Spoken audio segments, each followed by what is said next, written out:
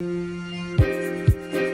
right, welcome back, everyone. Episode 11, Coffee with Cardi. Very special guest today, Vito Priore, quarterback at URI, and a good friend of mine. Vito, how you doing? Good, man. Excited to be on. Yeah, appreciate you taking the time. And I know people are probably thinking, how could this small podcast get somebody like you? Vito and I actually met in some comm class a couple years back Yeah. before he was QB1. He was a little bit down the depth chart. And my hair wasn't like this either. So we've known each other for a while here too. I think I was like QB 4 or 5 at that point. Yeah, that class, all I remember is it was me, you, and a couple other kids. And I just remember we had this big project at the end and we're just like, yeah, we're not doing this, but we'll make it all up. And It was all right. We passed it. yeah, it's all you can ask for. All right. So we'll start there, I guess. When you were QB 3 or 4, it was about, if I remember, it was like the summer going into our junior year, my junior year, your junior year too. And you went from like 4 to like 2, right behind Jawan. So like, what's for you sort of Right. went into that summer? You like just grinded. Yeah, no, I definitely put a lot of work in. I think I grasped the offense a little better. Like you said, I came in at 4, and obviously they brought in, I think that was the year that they brought in Jawan and Tyler Harris. Mm-hmm. So, yeah, like you're saying, I just kind of grinded, kind of got a grasp of the offense, everything that was going on, and then I had a good summer camp, and that's what pretty much put me at 2, right behind Mm-hmm. Jawan, who had coming off the last year had a good end of the season, and obviously was had a good year going into that year. Mm-hmm. And then fast forward, I guess, like what? It was around like week 5, I believe. You guys are off to a great start, especially for URI football. And then Juwan goes down at Harvard. What was sort of going Yep. through your head there to just sort of be thrown into the middle of a game? So it's an interesting thing that you kind of have to be prepared for as the backup quarterback. They tell you to prepare for the starter. Now, how many people actually prepare as the starter is, up to Mm-hmm. them. But obviously, we were, I think, 3-1 at that point, and Mm-hmm. Jawan was having a killer year. He was throwing it all over the place, running it all over the place, and he went down. And I mean, like everybody else, I didn't think he was going to get hurt, but it was my turn to do my job, and we ended up getting that one done. And then the next couple of weeks went all right. I think we ended up going 2-2. We lost a real tough one to Maine right at the last second, but the Harvard team, that was a good team, and especially through that game, just because I was just getting my feet in the water. That was my first game I hadn't played in a real game in Yeah. probably 2 or 3 years, and my defense pretty much they stepped up. They played really well at the end of that game, and I remember I think DJ Stewart got an interception to close the game out.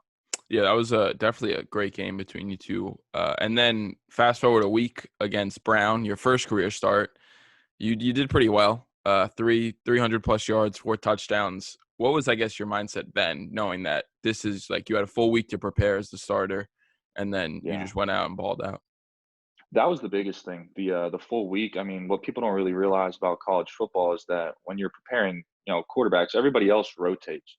There's only one quarterback taking, 80 or 90% of the like one reps in practice that week. So I got those reps going into the Brown game, and I think it's just kind of, the game plan was built around me and what my skill sets were and stuff like that. And then obviously, specifically that year, I think we were just a better football team than Brown was. So we went into that game, and we took care of what we needed to take care of. But definitely the reps during the week Mm-hmm. were big. Yeah, that was a pretty. I mean, you talked about those games that you won against William and Mary in a little like hurricane. Literal, What yeah. was the? I mean, That what I've was the? never Because I you're have from never Georgia, so played in a game like that. that was something else for you. Yeah, I've never played in a game like that. That was something out of like even during warmups, going out there trying to get a couple practice throws in, and just watching the ball go 10 or 15 feet to the left in the wind, and being like, okay, this is for real. Like it's gonna be tough to throw it out here today. And luckily, in the William and Mary game, my offensive line showed up that day and took care of business, so we got to take care of them. Yeah, I looked it up, and I think you threw the ball like 10 times, and you guys ran it 50 times. 12, yeah, I think I threw it 12 times, yeah. It wasn't big drop back day, but, we threw a touchdown. I don't know Yeah. I don't know how it got there, but we threw a touchdown. There was one play in that game where Amir Dorsey he got tackled like in a pool because it was when there was still grass at Mead, and Mhm. he got up and you couldn't see his number, you couldn't see his name. It was just covered Oh, in mud. absolutely nothing. I mean, I've really never seen anything like that. The field was absolutely soaked. There was a literal lake on our sideline. Like, you had to walk around the lake to get to, like, where you needed to be without going through about a foot of water, and then, you know, it was just nuts. I mean, it was literally a nor'easter, Yeah, so that was crazy. Um, and then I guess that whole sort of year, it was URI's first winning season since 2001. What was that like? Because when you came into Rhode Island, the program wasn't where it is now. And then what was at the end of it to realize that big strides had been made? right. When we came in, that was kind of our goal, was to try and change it around. Obviously, we had Aaron, Murph, Amir, Isaiah. We had all those guys. We knew we had talented players, to get it done. And we basically, when we did go 6-5, we were not satisfied. Because obviously 6-5, what you're Mhm. saying by Rhode Island standards is good, Yeah. but that's not how we were looking at it. We were Hmm. just one game over 500. We were trying to get some more wins. I think we definitely could have did that in that year, but it was good to generate some buzz. There were more people talking about it in the state, and then obviously going into this last year, it had just created a lot of buzz, and I think you saw that at the Delaware game in particular. I mean, Hmm. that was a sold out house. So Yeah, well, we'll get there. But yeah. before we move on to this current year, you talked about working under Jawan. How much did you learn from him? And how much did that, I guess, prepare you for this past year when you were QB1? Me and Jawan had a really good relationship. Obviously, being like quarterbacks 1 and 2, we helped each other a lot. He helped me, which is a lot of people don't realize. They're not every quarterback is like that. You know what I mean? When he gets hurt, not every quarterback comes up to his backup and is like, "Hey, keep doing this. I'm seeing this." And Jawan was that guy. He was the guy that was trying to help me out. And so, before he got hurt and after he came back, I was doing the same stuff for him, trying to tell him what I saw. But Jawan's a really smart football player. He's coaching now, so Hmm. you can see that. And no, he was really helpful. So you talk about, you went 6-5. You guys weren't satisfied, but Rhode Island was on the come up. What was, I guess, the summer leading into this past year? Could you feel that, the vibe and the atmosphere was a little bit different? Yeah, you could definitely feel that there were more people in the school in particular, because mostly they talk about the basketball team. But going into that summer, you could tell that there were people that were really excited. Aaron had, you know, started to create some buzz about going to the NFL. Isaiah, the same thing. Murph, the same thing. So we had some real talent on our football team. Everybody kind of knew that. But the biggest thing I think was we had more guys stay up in the summer. Myself, Aaron, Amir, Isaiah, Murph, Javi stayed, Keith Wells stayed, like a bunch of guys stayed, Andre Blackett. So, and we were there for both sessions. So we got to really lift, really run. And for me personally, to get the timing down with Aaron, Isaiah, Amir, it was big during the summer. Well, I mean, Stone and I, Stone Freeman, we talked about it on his episode. Was we get offended, and when people are like they're down on URI football, they think it's like garbage, and it's like no, like you have to pay attention. And I can only imagine what that's like for you guys because you're the ones actually working your asses Yeah, off. no, definitely, Do definitely. I mean, you go ahead. no, do you just feel like a little chip on your shoulder that maybe you guys don't get the credit you deserve? Yeah, I mean, you can have a chip on your shoulder as far as like the state goes, because I mean, like in the state, I mean, it's definitely like what you're talking about. People talk down on URI football, but until you find out that we put 3 NFL players out this year, I mean, people can kind of dive into it any way they want, but that speaks for itself. 3 guys in the combine, and then that was more than most Power 5 teams. So Hmm. All right, and then so I guess we'll transition now. You talked about that Delaware game. I mean, I was yeah, there. I got there very early just because it was such an exciting place to be. New turf, sold out, first game under the lights in like 40 years. What was that Mhm. atmosphere like to That get? atmosphere was really cool. I mean, you could tell, like speaking about the buzz, specifically up to like a week out of it. You know, I mean, you could really see that people were starting to talk about it, trying to see if they could go to the game.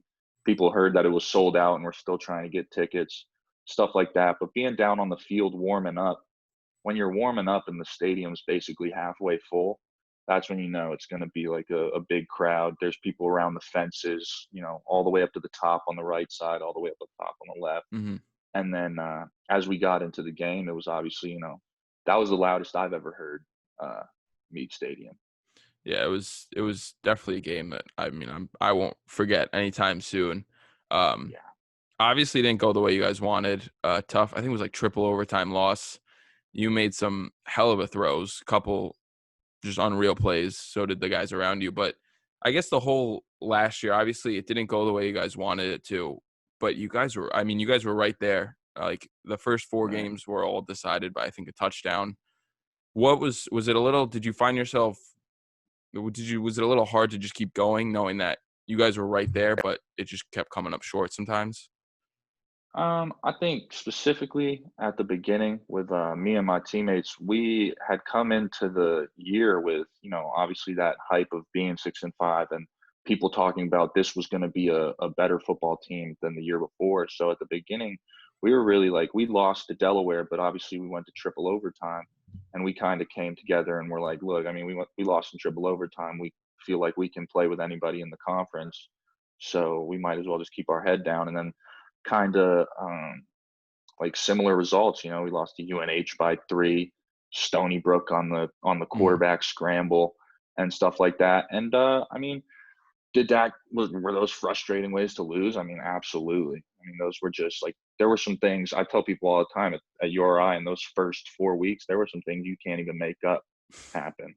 Like, I mean, we lost, you know, like I said, triple overtime, field goal, quarterback scramble, stuff like that. But no, I think we definitely we always knew that we were a talented football team as a group and that we could play with anybody No, that Stony Brook one. That was the one game I didn't go to, but I mean, you're right. You can't make up a QB 50-yard scramble with 10 with seconds no to go. timeouts left. Yeah, you With can't. no, That's unreal. yeah, yeah, you can't make Um, that one up.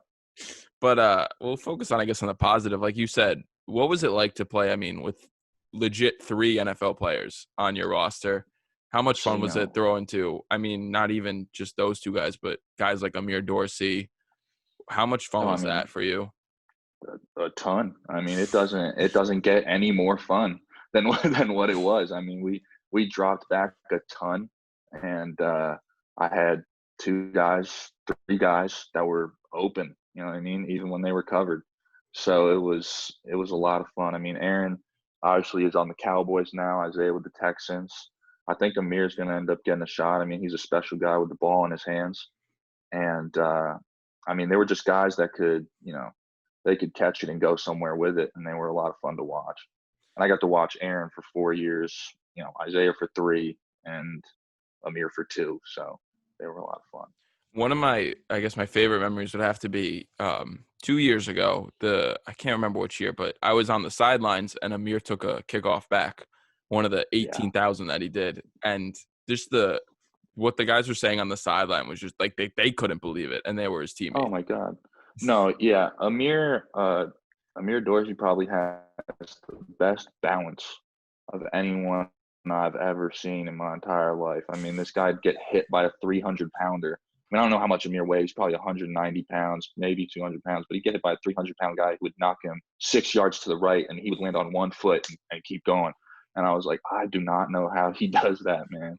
Or like, you know, there'd be times he'd be coming down the sideline and just put his foot in the ground and cut it back full speed and just keep it up. Like that Stony Brook, the return Hmm. in the Stony Brook game was another Yeah, one that was impressive. no, he's definitely deserving of a shot at the next level. Um, so I guess when you were obviously from Atlanta, Georgia, was it, I Hmm. guess we'll go way back now, was it a little, because the football down there is like a different animal than it is up in New Yeah, high England? school football is different for sure. So what was, I guess, that transition for you to go from a place where football is like the biggest thing to it's not as popular up here in New England? Mm, I mean, it was different. Um, like you're saying, it was high school to college transition, so it wasn't as like drastic as you would think. And I think as you look into it in like the URI program, more so now than before, the school is involved, but the people outside of the school in the state of Rhode Island, there are some people that really care about the University of Rhode Island Mhm. football program. And I mean, I just don't think you would get that unless you were in it. Yeah. Um, No, but definitely. no, I mean, it's a Georgia high school football is ridiculous. I mean, but No, it was good. the amount of just talent that has come out of that state is Yeah, unbelievable. no, I played against some of them. Some of them were grown men at the age of 18. They were big dudes for sure. Speaking of, you did have the opportunity to watch the future number one pick. And I remember, or not the future, the past number one pick, Joe Burrow. And I remember I spoke to you, I think, a couple days after, and you were just like in awe of what you witnessed during I believe it was the Peach Bowl. Yeah, so I went to the down in Georgia. They hosted the Oklahoma LSU game, and obviously, like I play quarterback myself. So when I go to one of those games, I'm watching Joe Burrow. I'm watching the defense, and no, I'll tell you like straight up, I've never seen a quarterback play like that in my entire life. He knew where he was going with the ball 90, 95% of the time before the ball was snapped, and every ball was on the money. And he had, I mean, they were a complete offense for sure. Their offensive line was great. Their running backs were great. Their wide receivers were great. And they were clicking that day. I mean, he scored 7 touchdowns in the first half. So, I mean, I was in the Oklahoma section, and even the Oklahoma fans were just like, I mean, he was making crazy stuff happen, spinning around 2 or 3 times in a play, then Mhm. he'd throw it up and it would land right in somebody's hands. And it was nuts. Yeah, that was. I remember watching that game, and you're just like, "Holy shit, he's gonna throw 7 touchdowns," and you're like, "It's Yeah, he it's just it's the second quarter, okay." Yeah, they just had it rolling, like, right out of the gate, like, they must have had a good game plan going in, and they were confident about what they could do, and if they got man coverage, I mean, they were just picking on people. So, it was nuts. All right, I have to ask you. Obviously, this past year was a milestone for you or I. New field, new lights, but then I'm sure you guys were excited about the new uniforms. And Oh, yeah. I have my thoughts, but what was for you? What was your favorite combination of uniform that you got to wear? Mm, there were some good ones. I liked all the uniforms, I really did, they were nice, but, I would have to say the Keene blue ones, Hmm. the all Keene blue, the ones we wore against Delaware, Yeah, actually, those were my favorite. yeah, those were. I liked those, but my favorite would have to be the all whites, just because I like the. Yeah. But you're right. All the uniforms were crazy All cool. the uniforms are nice. I mean, all whites are nice. The camo pants we had, those were real nice. With Hmm. the dark blue, those were nice. Yeah. Um, so I guess when you look back at your time at URI, what was sort of what will stick out to you in like 20 years when you look back and you're like, what is the first thing that's going to come to your mind? Um, Football wise, I mean, it would have to be that season right there. I mean, we had a lot of fun playing football. I mean, for a team, that obviously didn't get the results that they wanted, we still had a lot of fun playing. You know what I mean? And especially for me and Aaron and Isaiah and Amir, like I said, we dropped back probably, you know, 30 times a game. So you can't ask for much more for that as a quarterback. I mean, they're putting the ball in your hands. So no, it was a lot of fun. But definitely, the guys that I met at the University of Rhode Island, my teammates, I mean, I spent 4 years with those guys that I came in, saw them basically every day, spent summers with them in Narragansett, stuff like that. So that's the Mhm. stuff I'll think about. When we're sort of going all over the place, but that's okay. No, it's fine. When I guess you talk about you just took the top off the offense going into that summer, were you just like, yeah, like we're gonna do this and we're just gonna just air it out? Obviously coming back, I knew that, what we had coming back, I had a lot of faith in Aaron. I had a lot of faith in Amir, Isaiah, Ivory, Ed Lee, John Irby, Caleb Warren, all those guys. I had a lot of faith. And then I knew that Kyle Murphy, I mean, having him at left tackle, I think he gets, sometimes people don't look at it as much, but having him at left tackle is a big one because you get some really good pass rushers in the CAA, and he handled them for for 99% of the snaps he had to. So, but no, going into that summer, I think knowing what we had coming back, and then um, I would say as a passer, my biggest strength would be my accuracy. So I knew if I could hit these guys on the run, that if they got it on the run, they were going to go somewhere with it. So that was the biggest thing going in. I almost completely forgot, but you guys did have the opportunity to go down to Blacksburg and play Virginia Tech. What was that Yeah, experience like? The largest crowd to ever witness a URI football game, and you guys hung with them yeah, too. no, 100%. That was a really really cool experience. Obviously, Blacksburg, that entrance, the Enter Sandstorm, that's for real. I mean, there were, I think it was what, 50 plus, 50,000 plus people in the stadium, and they're all jumping around. The whole stadium's jumping during the entrance. So that was a pretty cool experience to be at the 50-yard line and look up and see that. And then on top of that, I mean, the game itself, I mean, it was a 24-17 game with 8 or 9 minutes left in the fourth quarter, or something like that. So, it's a different experience if you go in there and get blown out by Virginia Hmm. Tech. That's for sure. But we went in there and we hung with them, and we had a pretty good day. And but we had our opportunity to try and pull it out, but you got to play a really complete football game in order to do that. So. Hmm.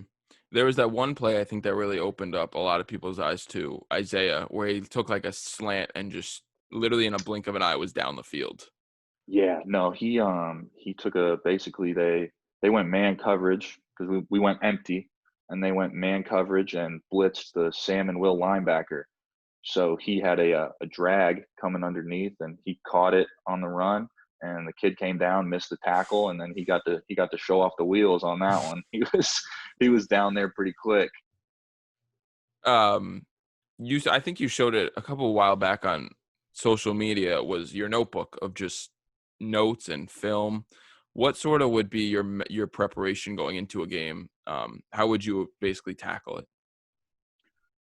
So it was different for different games. I mean, for Ohio, I got to watch, the whole summer. I got to watch Yeah. those guys. And then Delaware, once you get past Ohio, you're going into, you've only got a week to prepare for these guys. So I would go into the office, the coach's office, and bring that notebook that you saw, and just write down at the top, whoever we were playing, Delaware, Stony Brook, and then just kind of start going and play by play, no matter what happened. I would pause it, see what the shell of the defense looked like, what I thought it was going to be, and then play it and see what actually happened, and write down, how could I have told myself that they were doing this or they were doing that, and try and pick Mhm. up on tendencies that certain players had out there. And I did for the most part. If you watch enough film, you will eventually pick up on, every team has tendencies. So, Mhm. Going back, I guess, when did you sort of, because I mean, quarterback, it's a lot. It's both mental and physical, as a lot of mhm. people know.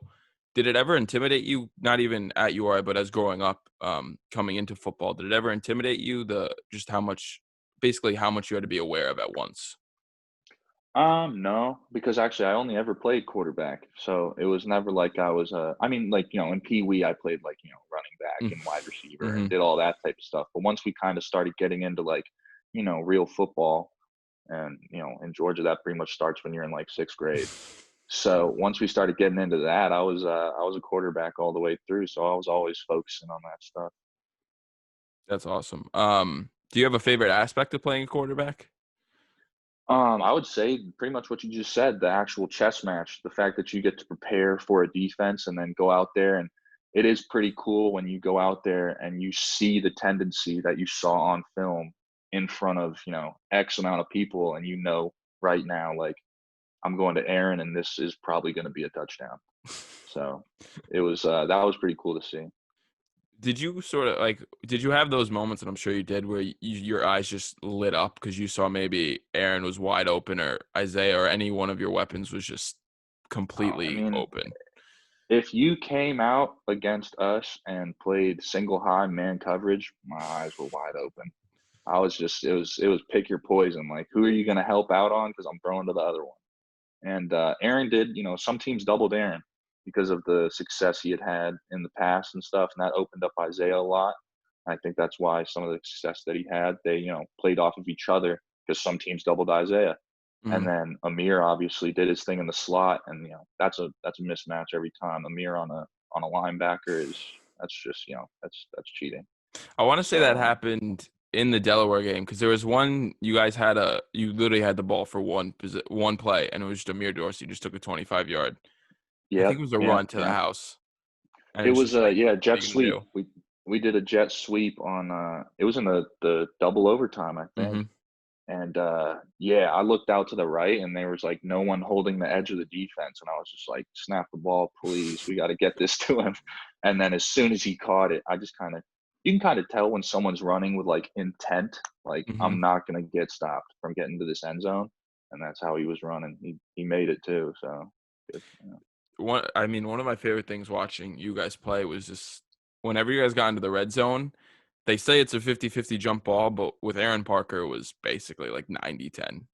Yeah, it wasn't a 50-50, that's for sure. That's yeah, so yeah, no, if we got into the red zone and later in the season people tried to start taking that away from us and they still couldn't do it. But especially early in the season, I mean, people would, in the red zone you're going to line up in man coverage or something like that on the outside, and you have no option but to press. Hmm. So that was like, Aaron's what, 6'3", 205, 210 pounds. It was yeah, it's not a 50-50. Like you're saying, it's like a 90-10. We talk or during the Brown game, Aaron actually had he had a pretty good throw himself. Did he ever did he ever jokingly say like I could do a better job than you? He didn't joke around, but after seeing that throw, I mean, that was a pretty good throw right there. I remember that throw. We put that into the game plan, and we were kind of joking around like during the week, like, hey man, if he's open, don't screw it up. Like you got to throw a touchdown, but he let that one fly to his cousin, and his Mhm. cousin caught it. He just Yeah. didn't get a foot down, but no, it was actually a really nice throw. Because I remember I came off the field for that play, and I remember when he threw it, I was like, "Oh shit!" There was because I think somebody asked him post game was like, "Do you enjoy that?" And he's like, "Yeah, I live for that." He's like, "Please let me throw it more." Yeah, he played quarterback in high school. Hmm. So I think that just goes to show, literally, just how much talent you guys had. I think it was, I want to say it was six all conference players in the CAA, which is the best yeah, conference in FCS. yeah. No, we had a lot of talent. I mean, I remember. So it was yeah. Thanks. Yeah. Yeah. Did you guys enjoy playing in the CAA? Like just the opportunity to literally take down the JMUs, the Elons, the Mains. Yeah, 100%. I mean, it's a very obviously it's the best FCS conference in the nation right now. And you get to play against, like you're saying, the JMU's, the Mains, all those guys, Elons, Delawares, who are historically big time programs, and you get to see a chance, taking them down, and it was a lot of fun. Week in, week out, you play a team. I think going into the season this year, I think I saw a poll the other day that says 5 of the teams are nationally ranked going into the season. So it's like, it's a stupid conference. It's really it's so talented. You play a guy every week that is probably going to be on an NFL roster at some point. That's absurd. And I think it goes to Yeah. show you that people who write off the FCS are just don't know what they're talking about because there's so much talent. Yeah. No, yeah, they don't. They don't. I do have to bring up though, one time, I think it was last year, I was at work in Mackle and I walked by Keeney Gym and I think I saw maybe the greatest intramural basketball team ever at Oh URI. man. It was you, Aaron, and I think a bunch of other guys. And I was like, what? I was like, how is that fair? Yeah, so it was me, Aaron, Kyle Murphy, Amir, Joe Kenny, and we had Ed Lee on the bench, Will Mack. We had a team. We definitely had a team. But no, that was a lot of fun. The funny thing is, you think they're just football players. You should see those guys play basketball. I mean, they're high flying. They can dunk it, do whatever they want with it. Out of, I guess, everyone you listed, who's the best basketball player? Amir Dorsey, Really? yeah, probably followed by Aaron. But Amir has not too many people naturally have a left, and he can go right and left equally and finish with his left. So he played, I believe, in Delaware, Mm-hmm. so in high school. I just remember like I was watching. I was like, that's stupid. Just like how much Yeah. like that's unreal. Better than our intramural squad. I'll tell you that. Stone Yeah, how'd you Freeman. guys do? We we did win one game. I'll say that. We won our first You game. got a dub. I think I had like 20 points and we only had like 30 total. So we played Jeez, that's defense. funny. All right. So the next part, what I do on the show is the fast break, considering it was invented at Rhode Island in Rodman Hall. So basically just a bunch of questions. You can go as fast as you want, as slow, whatever you want to do, basically. Okay. All right. Yeah. Your favorite thing about Rhode Island? The location, being down by the beach. Favorite social media platform? Instagram. Favorite movie? Favorite movie? Saving Private Ryan. It's a good one. If you could listen to one album for the rest of your life, or if you had to.